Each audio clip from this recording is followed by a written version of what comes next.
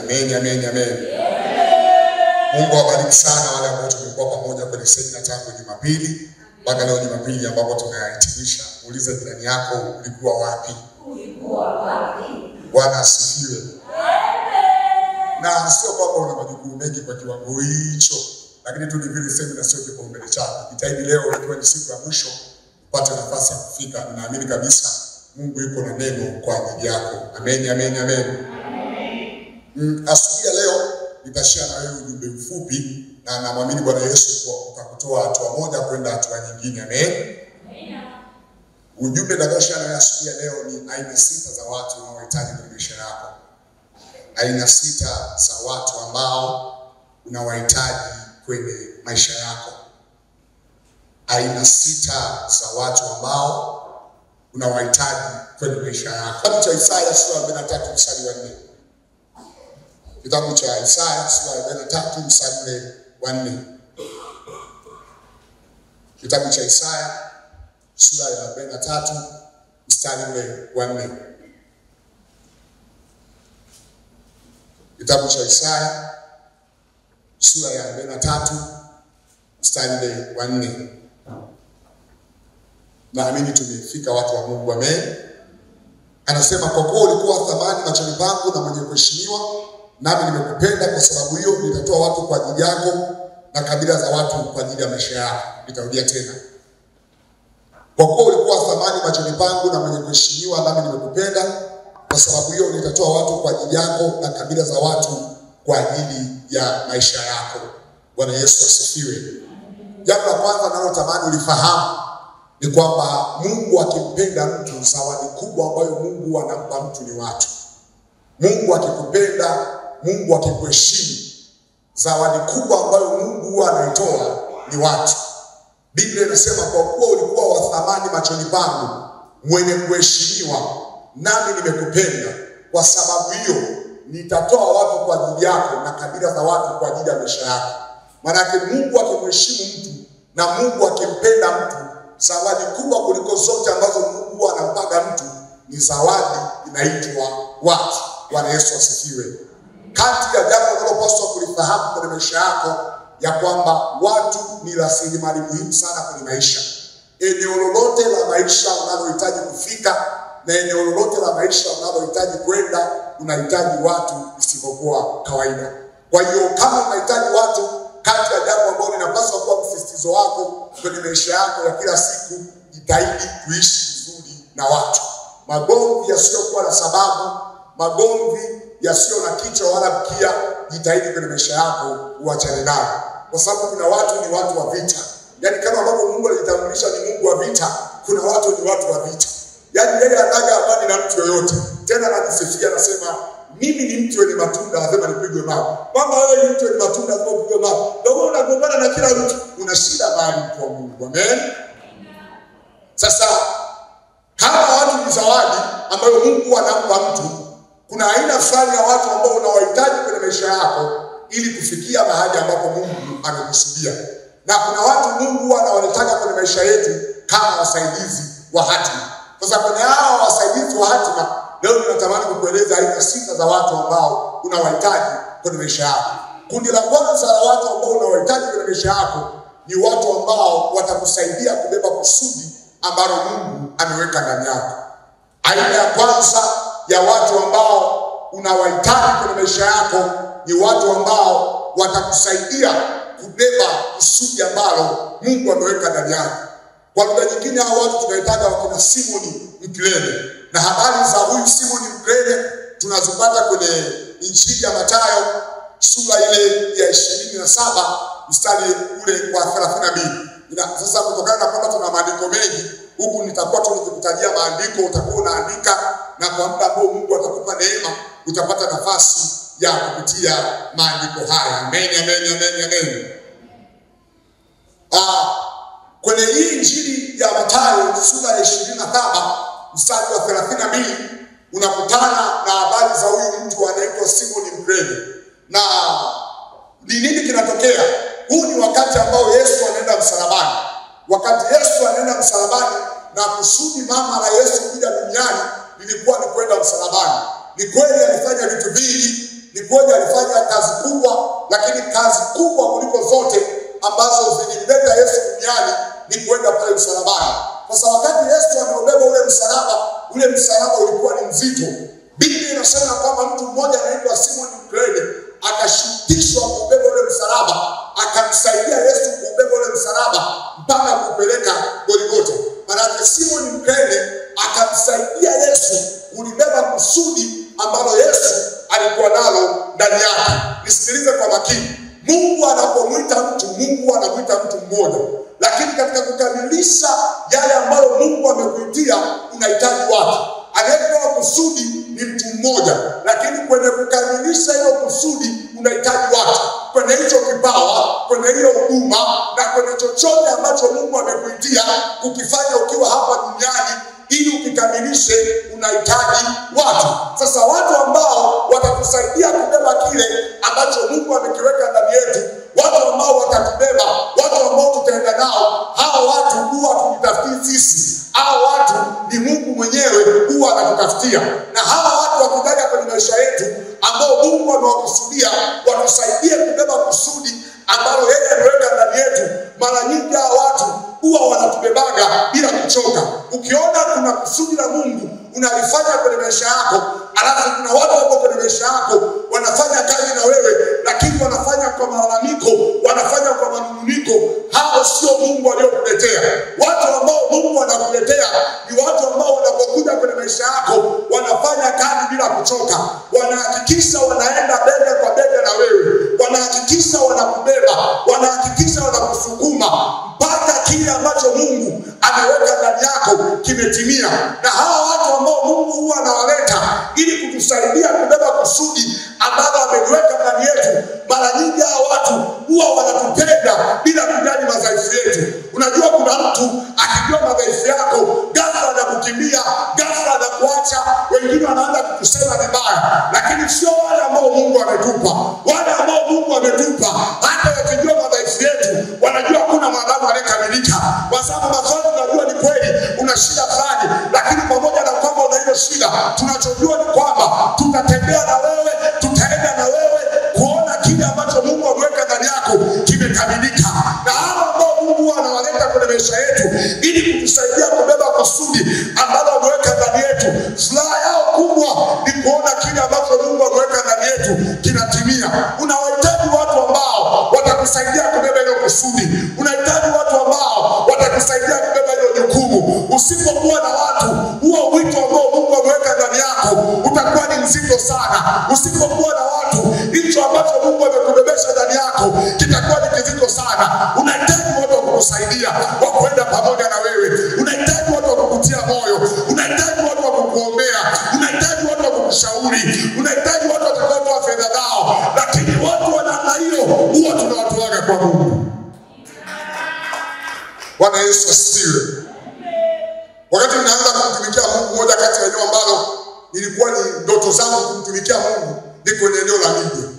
Sasa changamoto niliyokuwa ninapata, kila mtu ambaye nilipata naye kufanya kazi, unafanya naye kazi siku 2-3 anakimbia. Unafanya naye kazi siku 2-3 anakimbia. Unampa mtu kazi, nifanyie kazi fulani, nitengenezee kitu fulani, unakuta baada ya wiki 2 ndio amekufanyia hiyo kitu, mambo kwa kuchelewa. Baadaye nikakaa kwenye maombi. Nikamwambia Mungu, najua kabisa ninatamani kukutumikia kwenye eneo la social media. Mungu nipe watu ambao nitaenda nao kwenye hili kusudi. Nilipokuwa namuomba Mungu, Mungu akanisaidia, akanipa hao ndugu zangu. Nimekuwa ninamuona Mungu kwa namna ya ajabu kupitia hao ndugu zangu. Yaani kuna wakati ni kweli unakuta wamebana na majukumu. Ni kweli wana mambo mengi, lakini wanasema pamoja na majukumu tulionayo, pamoja na mambo mengi tulionayo, kile ambacho Mungu amekiweka ndani yako lazima tuhakikishe kwamba tumekifanya. Kwa mfano jana tulikuwa tuko mahali, tumemaliza kazi usiku saa 8. Tumemaliza kazi usiku saa 8. Angekuwa mwingine angelala, angesema mtumishi, unajua nimechoka na uchovu. Tumemaliza kazi saa 8 usiku. Leo saa 1 tuko mahali hapa. Na tukitoka hapa, siwapatiki kitu chochote. Wenyewe furaha yao kubwa ni kuona kile ambacho Mungu ameweka ndani yangu kinaenda. Sasa watu wa namna hiyo huwa hatukitafutii. Watu wa namna hiyo ni Mungu mwenyewe huwa anatupatia. Na watu wa namna hii Mungu akikupa, huwa wanakupenda kama roho yako. Watu wa namna hii Mungu akikupatia, wanakupenda kama roho yako. Na mara nyingi kwenye utumishi wangu nimekuwa naomba Mungu anipe watu wa namna hii. Unajua inakuwaje? Unakuta kuna watu wanakushambulia kwa maneno, wanakusema vibaya. Unapotaka kuadhibu, wanakuambia mtumishi wa Mungu, kuadhibu hao watu sio kazi yako. Tuachie sisi. Hao watu tutawashughulikia. Hao watu tutaabudu sisi. Wewe endelea kumtumikia Mungu. Je, wewe una mtu ambaye anaweza kukutetea? Ukipatana na matatizo ulionao, wanakushambulia zaidi. Unahitaji watu ambao watakusaidia kubeba kusudi ambalo Mungu ameweka ndani yako. Kama ambavyo Simoni Mkenge alimsaidia Yesu kubeba ule msalaba. Unahitaji mtu atakayeenda na wewe, atakayekusaidia kusukuma ajenda iliyo ndani yako. Bwana asifiwe. Aina ya pili ya watu tunaowahitaji ni watu ambao watatutambulisha kwenye fursa. Watu ambao watatutambulisha kwenye fursa. Watu ambao watatutambulisha kwenye fursa. Kitabu cha Mwanzo sura ya 41 mstari wa 10 mpaka 14. Andika tu mtu wa Mungu. Kitabu kile cha Mwanzo sura ile ya 41 mstari ule wa 10 mpaka ule wa 14. Bwana Yesu asifiwe. Nasema tena Bwana Yesu asifiwe. Amen. Mwanzo 41 mstari wa 10 mpaka ule wa 14. Lakini kabla sijaenda kwenye mstari, ngoja nikusemeshe kidogo hizi habari. Mungu anamuita Yusufu. Na wakati Mungu anamuita Yusufu, Mungu alimuita Yusufu tangu akiwa kijana mdogo. Nilichojifunza, Mungu anapomuita mtu na Mungu anapomchagua mtu, Mungu amchagui mtu akiwa mtu mzima. Mungu anamchagua mtu tangu akiwa kwenye tumbo la mama yake. Biblia inasema na alikujua kabla hujazaliwa na alikutakasa tangu akiwa kwenye tumbo la mama yako na nimekuita kuwa nabii wa mataifa. Yusufu akiwa kijana mdogo, Mungu anaanza kumuonesha ndoto za mahali anapotakiwa kwenda. Anaona ndugu zake wanamuinamia, anaona ndugu zake wanamsujudia. Yusufu anaenda kwa ndugu zake, anawaambia vile ndoto ambazo wameota. Ndugu zake wanamwambia, hivi kwa akili yako unafikiri kwamba sisi familia nzima tutakuja kuinama mbele yako, tutakuja kukusujudia? Nilichojifunza ni kitu kimoja. Mungu huwa anautangaza mwisho tangu ukiwa mwanzo. Mungu huwa anautangaza mwisho tangu tukiwa mwanzo. Mungu alianza kutangaza mwisho wa Yusufu akiwa mwanzo. Sasa ni nini ambacho kinamponza Yusufu? Mungu anamsemesha kwa habari ya mahali atakapokwenda. Mungu anamsemesha kwa habari ya ukuu atakaokuwa nao. Yusufu anaanza kuambia ndugu zake mapema. Kwanza kuambia ndugu zake mapema kunamtengenezea chuki, kunamtengenezea vita. Nilichojifunza kwenye maisha yangu, sio kila vita inayokuja inatengenezwa na shetani. Sio kila vita inayokuja kwenye maisha inatengenezwa na mapepo. Vita nyingine zinazokuja kwenye maisha yetu, watu wa Mungu, zinatokana na kuropoka. Sio kila kitu ambacho Mungu amekuahidi na sio kila kitu ambacho Mungu amekusemesha kitatokea kwenye maisha yako. Lazima uwaambie watu. Kuna watu wengine kwa nje wanakuchekea, kuna watu wengine kwa nje wanakufurahia, lakini natamani kukuambia hawa watu hawapendi mafanikio yako. Hawa watu hawapendi kukuona ukienda mbali. Hawa watu furaha yao kubwa ni kuona wewe na wao mnafanana kiwango cha maisha. Hawa watu furaha yao kubwa ni kuona unaendelea kuomba chumvi. Hawa watu furaha yao kubwa ni kuona unaenda kuogopa. Siku utakapoanza kuwashirikisha mahali ambapo Mungu anakupeleka, siku utakapoanza kuambia maono yako, unakuta kutoka hapo vita inainuka. Mambo mengine mtu wa Mungu yafanye kuwa siri mpaka akamilike. Mambo mengine yahifadhi ndani ya moyo wako mpaka akamilike. Acha kuropoka.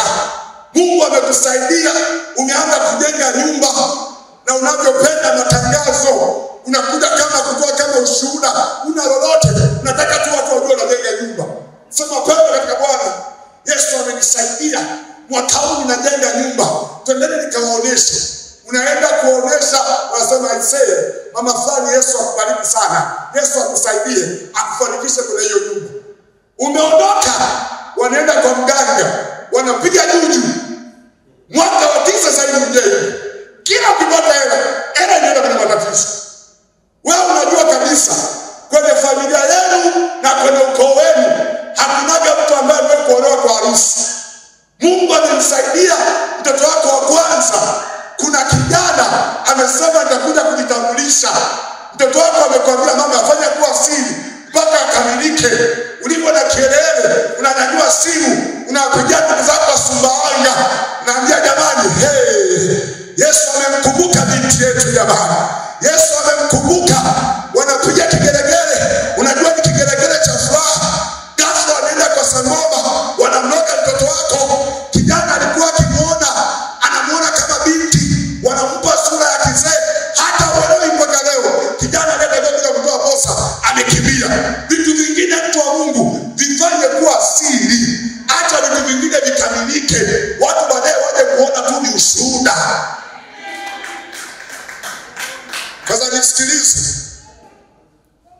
Baada ya lile jambo, nini kinatokea? Ndugu zake Yusufu wanamchukia. Ndugu zake Yusufu wanapomchukia wanataka kumuua. Lakini wanapotaka kumuua wanagundua no, kumuua itakuwa jakali vizuri. Wanaamua kumtupa kwenye nchi ya utumwa. Wakati wanadhani wanamkomesha, wakati wanadhani wanammaliza, ndio walikuwa wanamsogeza kwenye kusudi lake. Kuna kitu nimejifunza kwenye haya maisha. Kuna wakati upendo wa watu wanaokupenda hautakusaidia. Chuki za watu wanaokuchukia zitakusaidia kufika kwenye kesho yako. Upendo wa mzee Yakobo kwa Yusufu hakumsaidia, lakini chuki za ndugu zake ndivyo ambavyo vilikuwa vinamsogeza Yusufu kwenye hatima yake. Kuna wakati Mungu atainua watu wakuchukie, watu wakuseme vibaya. Wakati wanadhani wanakukomesha, watakuwa na kusogeza kwenye kesho yako bila wao wenyewe kujua. Sasa angalia, Yusufu anapata nafasi ya kufanya kazi kama houseboy. Yusufu anapopata nafasi ya kufanya kazi kama houseboy, Biblia inasema Mungu alifanikisha nyumba ya Potifa kwa sababu ya Yusufu. Nilichojifunza, mtu mwenye kitu cha kimungu ni kama gharika la maji. Hauwezi ukamzuia. Popote atakapokuwa atastawi. Popote atakapokuwa atastawi.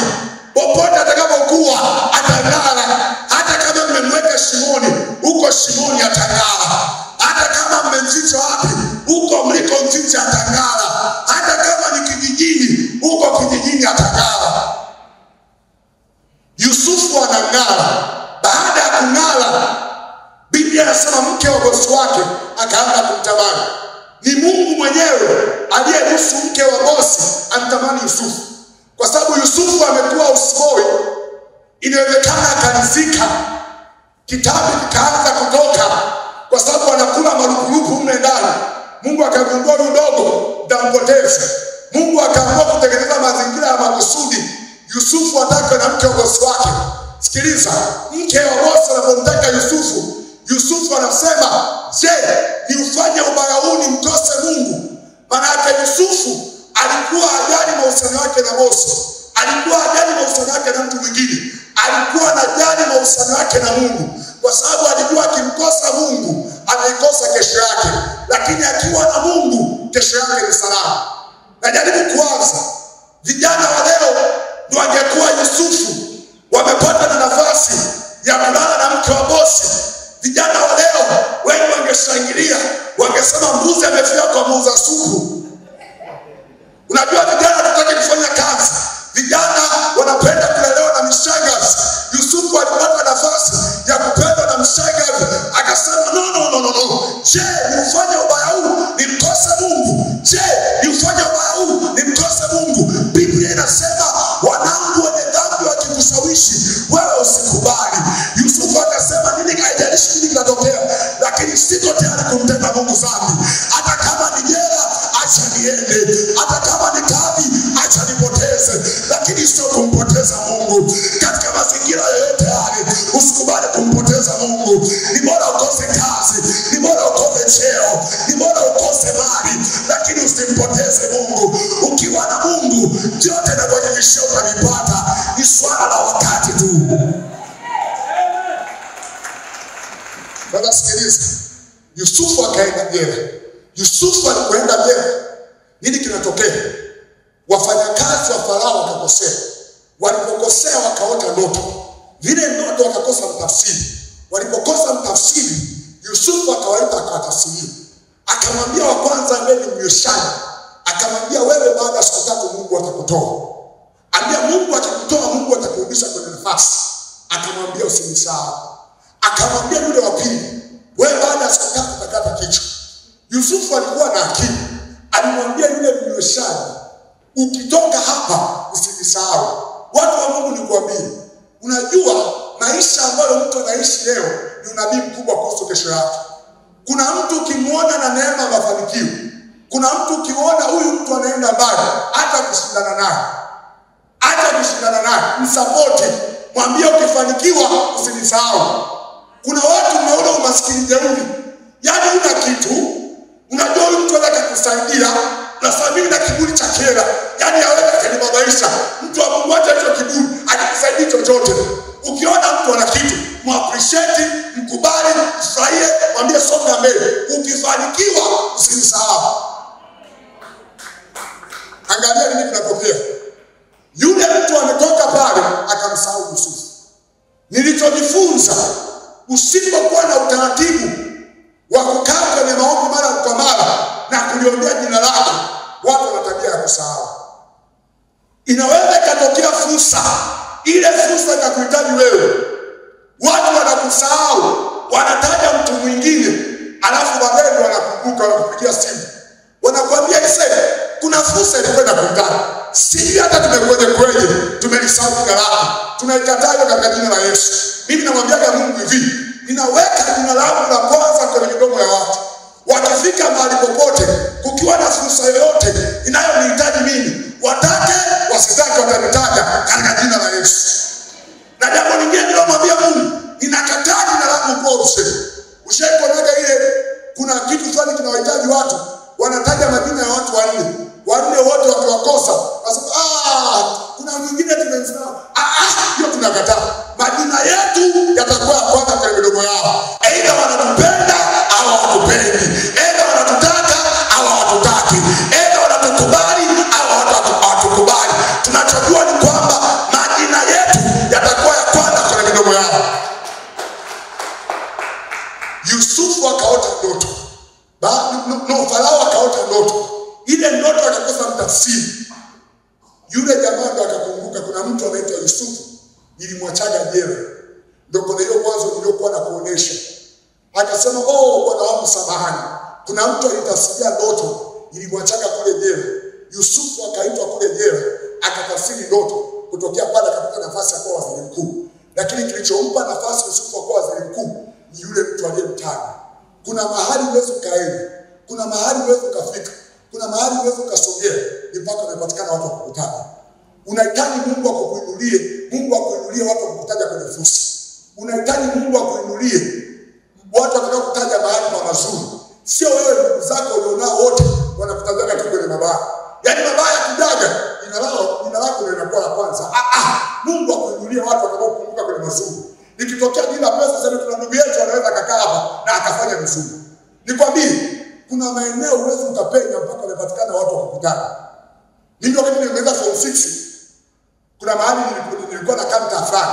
Ule mtaa nikaenda kanisa moja, ile kanisa nilikuwa nafanya ibada za Mungu. Watu wanajaa. Nikaenda kwa mchungaji nikajitambulisha. Nikamwambia baba, mimi ni mtumishi. Naomba ikipatikana nafasi niwe nije kuhudumu. Akaniambia chukua namba yangu. Nipigie wiki ijayo. Kila nikimpigia simu ananiambia nafasi zimejaa, nafasi zimejaa. Miezi mitatu wote ananiambia nafasi zimejaa. Nikasema tutakuwa tunashindia raha. Nikaanza kusema naye. Jumapili nilikuwa namtambulisha mtumishi wa Mungu hapa. Sasa yule mtumishi wa Mungu alimtumia kumtambulisha mahali pengi. Siku moja akaniambia hivi. Ilikuwa ni kama Ijumaa, ananiambia Jumatatu nataka uende kuhudumu kwenye ile madhabahu. Kaniambia mchungaji ni kama anielewelewe. Akaniambia mimi nimekuambia utaenda kuhudumu. Akaniambia simu yake, akampigia mchungaji. Kaambia mchungaji, na kijana wangu naomba aje kuhudumu. Mchungaji yule nikataa kwa miezi mitatu. Siku ile akanipigia simu. Okay. Haya maisha nikwambia mtu wa Mungu. Kuna mahali uweze ukapenya mpaka wamepatikana watu wa kukutaja. Kwa hiyo kwenye maombi yako mwambie Mungu, niinulie watu wa kunitaja mahali kwenye fursa. Bwana asifiwe. Aina tatu ya watu wanaohitaji.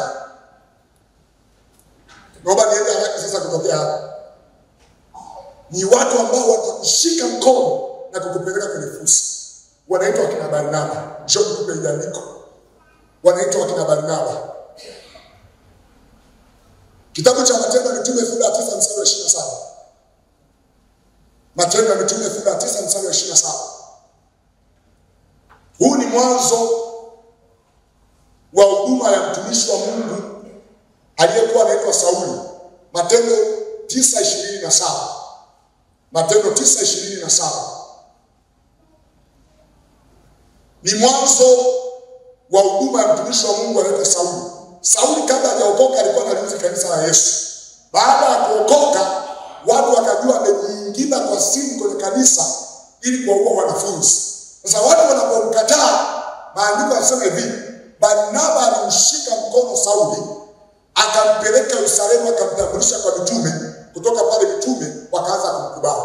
Ili kundi la pili lenyewe litakutaja tu kwenye fursa. Lakini ili kundi la tatu lenyewe litakushika mkono, litakupeleka kwenye fursa, litahakikisha linatumia cheo, linatumia dhamana, linatumia nafasi ambayo Mungu amewapa ili kukutambulisha wewe. Hivi unajua kuna maeneo mengine watu wanakubalika sio kwa sababu wanastahili kukubalika, lakini kwa sababu ya watu walioenda kuwatambulisha. Hivi mnajua hicho kitu watu wa Mungu? Yaani nakuta mtu ameenda kwenye ofisi, wanasema kiukweli hii ofisi imejaa. Lakini kwa sababu unakuta huyu anaenda kutambulishwa na labda ni mjomba wake na msemo wa mimi na bosi. Bosi anamwambia ni kweli nafasi imejaa, lakini kwa sababu tunaheshimiana, ngoja tumtafutie nafasi.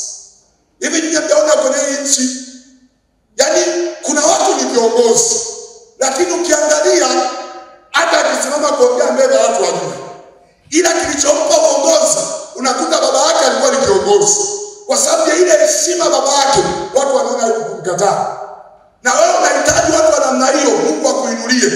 Watu ambao watatumia heshima zao, watatumia vyeo vyao, watatumia nafasi zao ili kuhakikisha wewe unapata heshima. Watu ambao watasema sisi tunachukua dhamana yake kwa niaba yake. Lolote likiharibika tudaili sisi. Ndicho alichokifanya Barnaba. Barnaba akasema chochote kitakachotokea kuhusu Sauli niulizeni mimi. Unahitaji watu wa namna hiyo, mtu wa Mungu. Bwana asifiwe. Kundi la 4. Watu hao aina ya 4 ya watu wanaohitaji ni watu watakao kuhudumia kwa mali zao. Kitabu cha Luka sura ya 8 mstari wa 2 na ule wa 3. Naomba hapo tusome kabisa.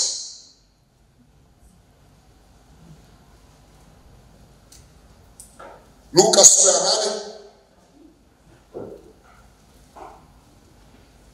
mstari ule wa 2 na ule wa 3.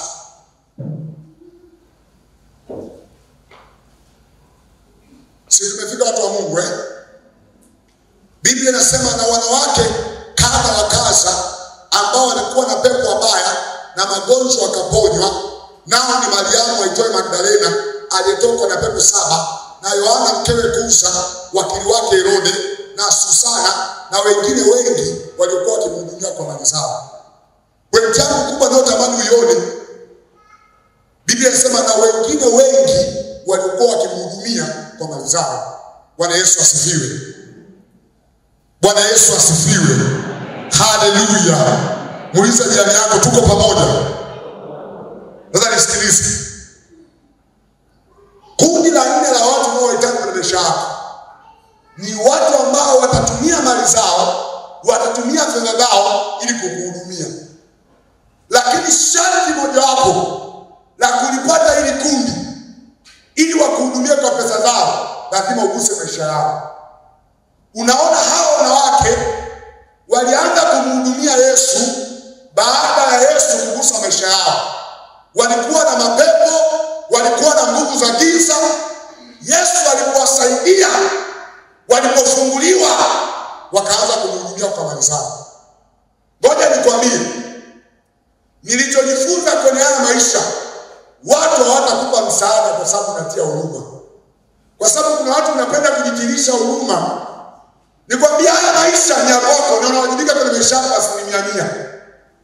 Hata ukijifanya unatia huruma sana, hakuna atakayekusaidia. Pambana na maisha yako. Ukienda kwa watu wakikunyima msaada, usilalamike. Hautafuta nao. Kwa sababu kuna mtu unakuta anataka mtu amsaidie, mtu hajamsaidia, anaanza kumfinga. Atakuja aje? Hivi na hivi ulitafuta makasiriko yasiyokuwa na sababu. Sasa sikiliza. Nilichojifunza, pesa ina tabia ya kufuata thamani. Ukigusa maisha ya watu, ukiabariki maisha ya watu, watu watagusa mifuko yao kukuhudumia.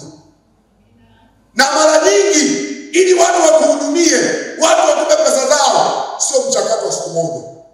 Kwa sababu kuna mwingine unakuta ni mhubiri, anataka kuanza kuhubiri leo aanze kupewa hela. Haikoje hivi. Mwingine anaimba leo, anataka aanze kupewa hela leo. Haiko hivi. Mimi nimejifunza kitu. Nimeanzaga kuhudumia watu huko kwenye social media tangu 2020 kwenye mitandao ya kijamii. Mwaka wa kwanza, mwaka wa pili, mwaka wa tatu, mwaka wa nne. Sasa hivi mwaka wa tano ndio unakuta mtu anasema "Isem mtumishi, nabarikiwa sana na huduma yako. Ngoja nikusupport bana." Lakini nini? Baada ya miaka mitano watu wanaangaliaga mwendelezo. Kwamba hicho ulichokiamua huko serious nacho. Kwa hiyo chochote ambacho umeamua kukifanya ili kubariki maisha ya watu, ili kugusa maisha ya watu, hakikisha unakifanya kwa mwendelezo. Ukikifanya kwa mwendelezo, hata kama uone matokeo, iko saa ambayo hao watu watakuja kukubariki. Na nikwambie hivi, kuna watu wengine ninapoambia hivi, mmeshapiga picha ya watu wenye hela. Kwamba okay, kama Mungu ananiinulia watu, Mungu aniinulie mafanya. Na mafanya na mfuko wake umekaa vizuri. Haipo hivi. Ni hivi. Kuna watu wengine Mungu atakuruhusu waende nao chini. Ukitoka nao chini, Mungu akiinuka pamoja na wewe na hao watu wakikaa juu, lazima watakukumbuka. Mimi kwa neema ya Mungu nilikuwa kwenye kitu cha UKWATA. Kuna watu nilikuwa nahubiria wakati wao UKWATA form 1 form 2 kwa advance, unahubiria wakati huo walikuwa hawana kitu chochote cha kulipa. Lakini sasa hivi Mungu amewabariki, wako chuo kikuu, ukiwa na jambo lote linalohusu fedha, wanakuambia mtumishi, nakumbuka uliponihubiria wakati uko kule UKWATA, mtumishi Mungu wako nibariki sana. Chukua hii sadaka, kaifanye kazi ya Mungu. Kwa hiyo sio kila mtu lazima uendelee juu. Wengine wasaidia wakiwa hapo chini. Wakiinuka watakukumbuka. Bwana asifiwe. Haleluya. Mtu wa Mungu unahitaji watu watakaokuwa wanakusaidia kwenye maendeleo ya fedha. Kuna watu mko hapa, yaani nyinyi hamada watu wanaweza kuwasaidia fedha, lakini nyinyi ndio mnaongoza tu fedha. Haijakaa sawa hiyo. Na ukiona kwenye simu yako na namba zaidi ya 100, kwenye hizo namba zaidi ya 100, hakuna namba yoyote unaweza ukaipigia hata asubuhi ukaniambia naomba nipe 10,000. Ukaniambia nipe 10,000 na nitakutumia. Futa namba, tafuta watu wako wa biashara. Mtu wa Mungu, inabidi Mungu akuinulie watu wa maana kwenye maisha yako. Mtu ambaye unaweza kunyanyua simu kumwambia naomba niwekee 50,000, akakuwekea 50,000 bila maelezo yoyote. Hao watu sasa hatukitafuti sisi. Hao watu Mungu anatupa. Usiseme kama nimekwambia haya, ukatoka hapo ukaenda kujipendekeza kwa matajiri. Utakuwa chawa. Acha Mungu mwenyewe akuinulie. Mungu akikuinulia watakuheshimu. Ila ukijipendekeza watakushika masikio. Walifanya nilikuwa kwenye ile ombi Mungu niinulie watu. Wakati nafanya ile ombi ni miaka ya nyuma kidogo. Kuna shule moja nikawa siku hiyo nimeenda kuhudumia. Sasa walikuwa na ibada siku mbili. Wana ibada Jumatano na Jumapili. Nikawa nimehudumia Jumatano. Jumapili nikasema kama kuna mtu yoyote ni mgonjwa, aje nitamwombea, Mungu atamponya. Kwa hiyo wakatangaziana kwamba Jumapili mtumishi ataombea wagonjwa. Imefika Jumapili nikaita wagonjwa, karibia nusu ya watu waliokuwa pale mbele wakaja nikaombea. Kwani nikawa naombea, wengine wanauma vichwa, si tumbo. Hao wanauma vichwa, tumbo naombea, hata mtu asipopona hakuna ushahidi wa nje. Sasa wakati namaliza maombi, malizia nikagundua kuna mtu yuko kwenye wheelchair. Na mimi nimewahakikishia kwamba tutaomba saa hizi na Yesu atakuponya saa hizi. Sasa sijawahi kuombea mtu ambaye yuko kwenye wheelchair. Najiuliza, je, asipotembea nini kitatokea? Nikawaombea wote wakaishi. Akabaki peke yake. Kwa hiyo kama ambavyo mnanitazama nyinyi hivi, ndipo watu ambao wananitazama na ushuhudie muujiza huu. Nikamuuliza yule mtu, unaamini Yesu anaweza kukuponya? Ili aseme siamini, ili asipotembea aseme ni upungufu wa imani yake. Akasema, mtu wa Mungu, mpaka nimekuja hapa ujue mimi naamini. Hii shida umekaa nayo kwa muda gani?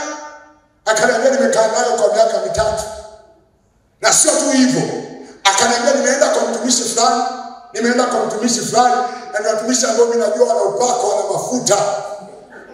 Sijapona. Nikasema sinamwamini Yesu. Akasema ndio namwamini Yesu. Nikasema anyway, kama kuaibika sitaibika, ni tutaibika na Yesu. Nikasema mimi namuombea. Nikamwombea Bwana. Nilipomwombea nikamwambia simama. Na kuna kidudu alikuwa amefunga, sisi tulikuwa tunasaidia kufanyaje? Nikamwambia mfungueni. Wakati wanafungua ndio nikasema sijui kinachotokea. Wakamfungua kile kidude. Wanafungua kile kidude, anataka kudondoka. Mimi nikafunga macho yangu nikamwambia, "Nipe mkono wako. Tembea kwa imani na mimi." Kama amesuka. Baada ya dakika chache, Mungu akaimarisha miguu yake, akaanza kukimbia medani. Watu wanapiga makofi. Mimi najifanya mwamba sana, lakini Yesu umejua tu kuniokoa. Sasa sikiliza, yule mtu aliporudi nyumbani kwao, walishangaa. Wakamuuliza ni nani amekuombea? Akanitaja. Ile familia yao ikaniita. Waliponiita, walikuwa na matatizo yao mengi, nikawafanyia maombezi. Baada ya kufanyia maombezi, ni kweli wale watu ni matajiri. Na kutoka pale, kutokana na ile nyumba, nikasema watanibariki mtumishi wa Mungu. Nikatoka mikono mitupu, nikaumia sana.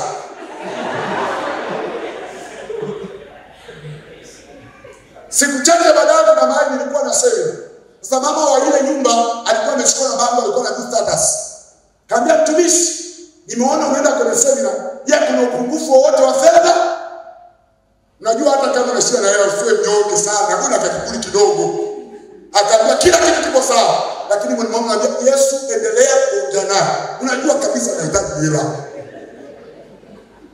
Siku ya 3 ya semina, yeye anakuambia mtumishi, ni kweli kila kitu kiko sawa, lakini ngoja nikutumie pesa kidogo tu. Watu wa Mungu, ninaambia Mungu akiamua kubariki mtu, Mungu anabariki mtu kweli.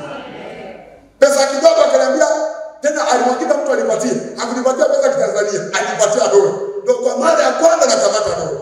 Ile dola nimekuja kuchange kwa pesa ya Tanzania ni zaidi ya 500. Lakini mpaka nakutana na wale watu ni baada ya kugusa maisha yao. Gusa maisha ya watu. Watu watagusa mifuko yao kupatia wewe. Sasa hili kundi pia unahitaji kulidai kwenye maombi. Bwana asifiwe. Amen. Kutokana na muda wetu naomba nimalizie kundi la 5 ili lingine Mungu akupe madeko ya sana tukaliona. Kundi la 5 na watu wanaohitaji kwenye maisha yao wanaitwa kina Yuda. Wakina Yuda. Jamani, Yesu aliomba masaa 12. Si ndio? Apate watu sahihi. Na Yuda akatokea. Maana Yuda alikuwa ni mpango wa Mungu. Nakwambia kweli, Yuda alikuwa ni mpango wa Mungu wa kwenye huduma ya Yesu. Hawa hutawaomba, hawa watakuja wenyewe. Hawa hutawaomba, hawa watakuja wenyewe. Wengine majira wenu wamekuwa ni waume zetu ndio nao kwenye ndoa. Mungu aliona kwa aina kichwa chako na kwa jinsi ulivyo na kwa jinsi ambavyo upendi ibada, akikupa mume mpole utamsahau. Mungu akaamua kukuletea hicho kichomi ambacho kinahakikisha unatoa machozi ili ukumbuke kule madhabahu. Kuna watu mlikuwa mmepanga. Leo mmejenga sio kwa sababu mlitaka kujenga, lakini kwa sababu ya aina ya nyumba mlionao. Wewe fikiri umepanga nyumba. Ikifika mwisho wa mwezi kuna nyumba inakuja kudai kodi. Mwanangu, habari yako? Kodi imeisha. Unaambia mama sina, anakuambia usijali, ishi kama kwako. Ukipataga utakuja kulipa. Wewe utapata kila kujenga kwako. Unahitaji na nyumba ambayo ikifika mwisho wa mwezi saa 11 yuko mlangoni. Ukimwambia sina kodi, anatukana matusi mpaka unajuta. Akili itakukaa sawa kwamba hapa sio kwa kwangu, hapa nikajenge. Siku moja mama mmoja alipo ushuhuda. Aniambia yeye alikuwa anafanya kazi ya kufagia kwenye ofisi. Wakati anafanya kazi ya kufagia kwenye ofisi, kwenye ile ofisi alikuwa na bosi alikuwa ni mwanamke mwenzie. Anasema akimsalimia bosi kwa heshima, bosi, habari ya asubuhi, umeamkaje? Anasema ile bosi anampandisha, anashusha, anamfyonya, alafu anaingia ofisini. Anasema ameishi maisha manyanyaso, akatua na miaka 27, ana watoto 3 na ameisha olewa. Akasema hivi kinachosababisha huyu bosi aninyanyase ni nini? Akagundua ni elimu. Akasema kwani elimu ni shilingi ngapi? Mbona bado na umri mdogo? Alikuwa ameishara sana. Kutokana na yale manyanyaso akapata hasira ya kwenda kusoma form 1 form 2 QT mwaka mmoja. Alimaliza form 1 form 2 mwaka mmoja, akapiga form 6 form 4 mwaka mmoja. Alimaliza pale akapiga 5 na 6 mwaka mmoja. Akaenda kusoma hivi vyuo vikuu vinavyoitwa vyuo vikuu. Akapiga mwaka mmoja akachukua degree yake. Anachukua ile degree, anataka kuomba kazi. Akasema huyu bosi amenyanyasa sana. Yeye ana degree moja, mimi bila niongeza degree nyingine. Akachukua degree ya pili. Baadaye akaenda kuomba kazi. Akaenda kuomba kazi kwenye yale makampuni. Wakawa wamempa kazi kwenye eneo la kwanza kama manager, baadaye wakaja wakamhamishia kwenye ile eneo. Yule bosi wake kabidi awe msaidizi wake, yeye ndiye kabidi awe bosi mkuu. Lakini anasema kilichonipa hasira kurudi darasani, yule mwanamke alipokuwa mzalao. Asingekuwa na mizalao, nisingerudi darasani. Kwenye maisha yako wakati mwingine mtu wa Mungu, unahitaji watu wa kukufinya kidogo akili yako changamke. Unahitaji watu wa kunyanyaza kidogo ukae sawa. Una uwezo mkubwa lakini ni mzembe, umeridhika sana. Unahitaji wakati mwingine Mungu akuinulie watu wa kuchachacha ili mambo yako yakae sawa. Niliwahi kuona siku moja kwenye clip fulani, ng'ombe imedumkia shimoni. Wakati ng'ombe imedumkia shimoni, majirani wakawa wanafurahi ile ng'ombe imedumkia shimoni kwa sababu ilikuwa kwa bwana wake maziwa mengi. Wakawa wanachota udongo wanaifukia. Wanachota udongo wanaifukia. Wakati wanaifukia ile ng'ombe ikawa inafanya hivi, ikawa inafanya hivi, ikawa inafanya hivi. Mwisho wa siku akashangaa iko juu. Ndicho ambacho Mungu alifanya kwenye maisha yetu. Kuna watu Mungu ananyonga kina Yuda, watushambulie tukiwa kwenye mashimo, watu nyanyase, watu vuruge. Lengo la Mungu sio kutuangamiza. Mungu anatamani kuwatumia hawa kina Yuda ili kutupandisha na kufika mahali ambapo yeye amekusudia. Bwana asifiwe. Ngoja nianze ushuhuda huu mwisho. Na kumbuka tukiwa level, nasoma shule moja kwa hapo chini. Tulikuwa tunasoma na binti mmoja. Yule binti alikuwa na uwezo wa kawaida sana darasani. Ndio wale wanashika namba za mwisho na wanafunzi wake walikuwa na fedha. Kwa hiyo hata kusoma kwake kulikuwa sio kwa muhimu. Kwa sababu kwa chochote kitakachotokea, nachojua wazazi wangu wana pesa. Tukiwa kidato cha pili mwanzoni, baba yake na mama yake walipata ajali wakawa wamekufa kwa pamoja. Baada ya kufa kwa pamoja, yule binti akarudi na shuleni akaanza kusoma. Alipoanza kusoma vile mara kwanza anashika daftari, hizi tunamjua. Tunasema unajua tu ni machungu ya msiba, lakini kwa kitu chake tunajua kwamba hawezi kusoma. Lakini kumbe yule binti amejua. Tumesoma naye tunakuja kufanya mitihani ya midterm. Kwa mara ya kwanza yule binti anatokea kwenye watu 10 bora. Tukasema unajua walimu wanaendelea kutokana na matatizo ya msiba, watu wamtie moyo. Unajua watu watakubariki Tumekuja kufanya moko. Kwenye ile moko watu wengi walipata 0. Yeye akapata 1 ya 13. Unajua watu wameniamini. Unajua kuna watu wamekupimia kiwango cha maisha Yaani wanaamini wewe ndio hivi. Hata ikitokea wamenyanyuka sema amebahatisha. Tumekuja kufanya mitihani ya form 2 kutoka form 2 kwenda form 3. Kwa mara ya kwanza pale shuleni kwetu akapata masomo yake yote 9A. Vile yeye alipopata watu wakaanza kusemaje? Unajua hii shule tunasoma na majini. Kuna watu tunasoma, kuna watu wanachukua akili zetu. Mtu wa Mungu, dhambi ya wivu itakuua. Mtu akifanya vizuri mpongeze, mshangilie, acha maneno mengi. Na mara nyingi wivu unatokana na mtu kutokuwa bora kwenye kile ambacho ameitiwa. Na ni dhambi mbaya kuliko dhambi nyingine zote. Ndio dhambi ambayo iliondoa maisha kwanza ya mwanadamu ambaye alikuwa ni adui. Shida wivu. Mtu akifanya vizuri mshangilie, acha hiyo roho yako kwa nini? Mtu amekuja amependeza na wengine wake anasema wivu limemkaa kile kichwa. Si ungetafuta na wewe wigi. Gauni ni nzuri lakini mwili haya. Sio ni watu wanapendana wamekuja ibadani wameshikana mikono, wewe ndio yako imekushinda. Unasema kwani vina muda sasa? Kwa Mungu acha hayo mambo. Bwana asifiwe. Yule binti nikamfuata nikamwambia wewe na kufahamu vizuri akili yako. Ila haya matokeo mimi sielewi unayopata. Akaniambia kaka, mama na baba walipokuwa duniani nilikuwa nafikiri maisha ni mepesi. Lakini siku baba na mama walipoondoka duniani niligundua mkombozi pekee wa maisha yangu ni elimu. Na ndio hili unaona imenipa haya matokeo. Kwa kuna wakati Mungu anasudi mazingira magumu ili kutusogeza mahali alipokusudia. Amen. Hilo ni kundi la 5 la watu ambao walikuwa wanakuambia kitu kina Yuda. Kundi la mwisho Yesu alielezea wanaitwa kina Yusufu al-Masai, watu wenye ushawishi. Ukisoma habari ya Yusufu al-Masai katika andiko lake pengine utaliona wewe mwenyewe kwa muda wako. Injili ya Mathayo sura ya 27 mstari wa 57 mpaka ule wa 69.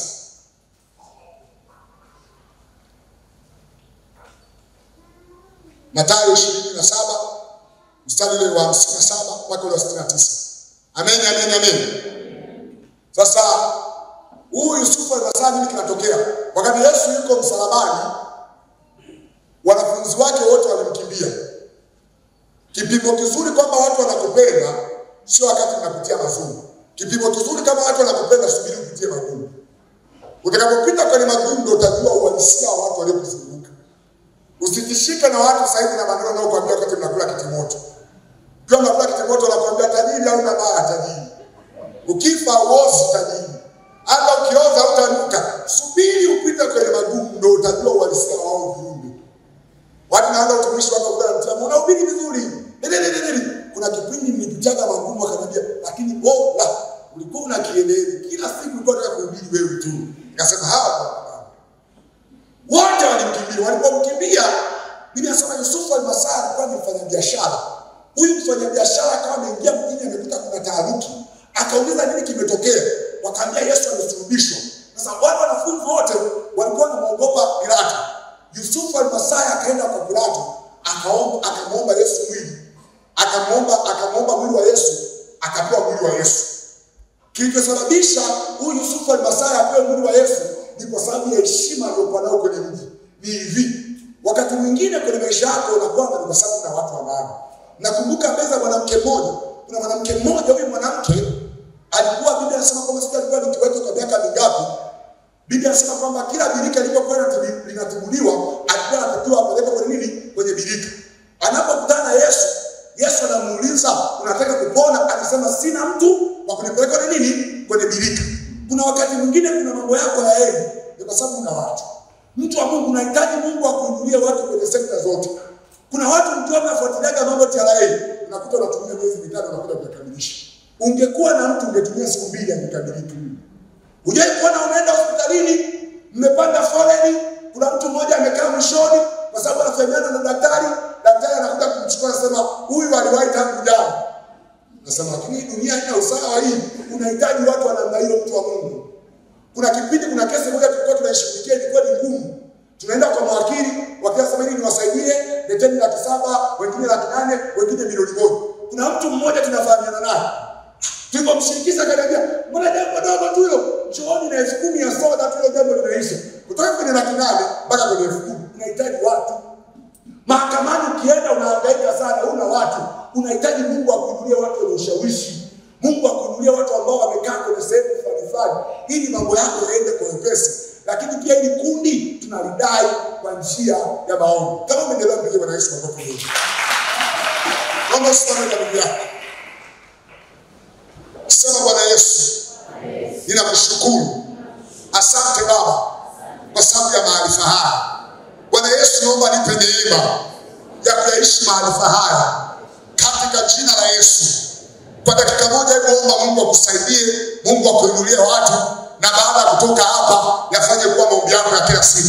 Baba, katika jina la Yesu Kristo wa Nazareti aliye hai, tunaomba Bwana Yesu kwenye maisha yetu tuinulie watu. Kama maandiko yanasema, kwa kuwa ulikuwa thamani machoni pangu, mwenye kuheshimiwa, nami nimekupenda. Kwa sababu hiyo nitatoa watu kwa ajili yako. Baba, tunaomba toa watu kwa ajili ya maisha yetu.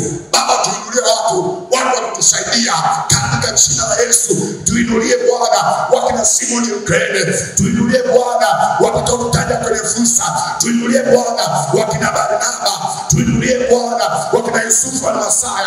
Bwana, tuinulie watu kwenye maisha yetu. Bwana, tuinulie watu kwenye maisha yetu katika jina la Yesu Kristo. Watu watakaotutambulisha, watu watakaotubeba, watu ambao watatuhudumia kwa fedha zao katika jina la Yesu Kristo. Kabla mwaka huu hujaisha, Bwana, tupe kuwa na ushuhuda kwenye eneo la watu katika jina la Yesu aliye hai. Amen. Pige Bwana Yesu makofi mengi. Amen. Kwa kumalizia, Mungu amenipa neema, nimeandika kitabu kinaitwa kuomba kwa mwendelezo. Jumapili iliyopita tuliuza baadhi ya vitabu na leo tuna kopi kama 5. Kwa hiyo kama utahitaji tawaona wazee wa kanisa wako nazo. Ni shilingi 5,000 tu, ni sadaka yako kwa Bwana. Mungu awabariki sana, tukutane baadaye kwenye semina.